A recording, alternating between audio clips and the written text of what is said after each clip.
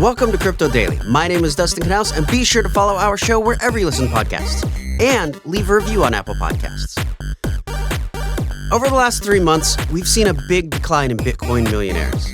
According to data acquired by Finbold, there were 116,139 Bitcoin addresses with over $1 million in it. As of January 26th, there were only 87,953. Now that's a drop of nearly 30,000 people who lost their millionaire status. However, they are really only losers if they sold. Remember, buy low and sell high. Don't panic and sell. I know that's easier said than done. As of right now, prices have been going back up, and we could see those people becoming millionaires again, as long as they keep holding. In fact, there could be more millionaires if predictions are correct. Speaking of, Cathie has made another bold prediction. The CEO of Ark Invest believes that in 2030, Bitcoin could be worth $1 million per coin. According to Ark's research, information on blockchain networks shows that at least 13.5 million Bitcoins have not been moved in more than 155 days, suggesting that there's a long-term holding behavior pattern. Also, Bitcoin's annual settlement volume is now larger than Visa's, with more than $13.1 trillion of value being settled on the network in 2021. They also believe that we will see more government and institutional adoption, as well as incentives for cleaner mining, which could all drive up the value. In other news, the Ethereum Foundation has decided they're going to stop using the term V2 and V1. They believe that this is confusing and are going to start using the terms execution layer for the proof of work blockchain and consensus layer for the upgrade. Rolls right off the tongue, doesn't it? Their reasoning was that it included a broken mental model for new users.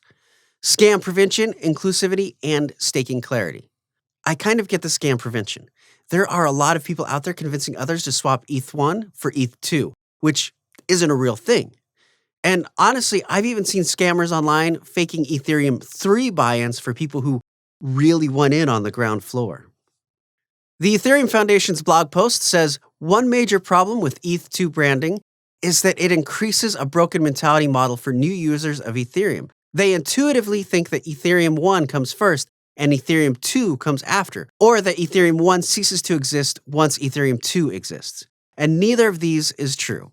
By removing Ethereum 2 terminology, we save all future users from navigating this confusing mental model. In the end, I honestly think everyone is still going to refer to the upgrade as Ethereum 2 because it's just easier to say and remember. The upgrade is expected to release in the second or third quarter of this year, which will be a big change for a greener blockchain. Well, now it's time to turn our focus over to the world of NFTs. Shiba Inu holders, more news. The developers of this meme coin are constantly working on the project to turn this token into something more. It was announced on Twitter that SHIB will now be entering the Metaverse with a project it's calling Shiberse this year. Their post said, "As promised, we are so excited to announce our first special surprise for the year, #ShibArmy. In 2022, we are reaching new heights and welcoming the Shiberse, an immersive experience for our ecosystem and the Metaverse space. We can't wait to show you more, woof!" Then a cute little doggy emoji. In other news, if you are a fan of Rick and Morty, the co-creator Justin Roiland is working with investment firm Paradigm on a new project. Although it's not art, it's a new NFT system called CRISP. The idea behind the system is that it would allow NFT collectors the ability to sell large amount of NFTs over a longer period of time. Paradigm's Dave White was quoted saying, "When NFTs are being sold too quickly relative to the target rate, we won't be able to adjust prices quickly. The higher the sales rate compared to the target rate, the faster that we want to raise prices. However, we want to decay prices slowly over time because we managed to hit the target rate at previous prices and we don't want to drop prices more than we have to. The end goal is for an easier user experience." White also said, "Auctions cost gas, and we want users to be able to buy one of these NFTs at any time without having to wait for an auction to terminate."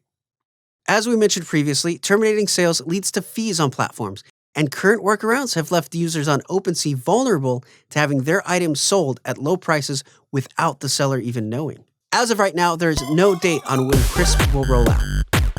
Please follow our show wherever you listen to podcasts and leave a review on Apple Podcasts.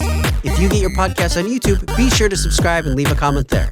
I'm Dustin Knaus, and thank you for joining me today.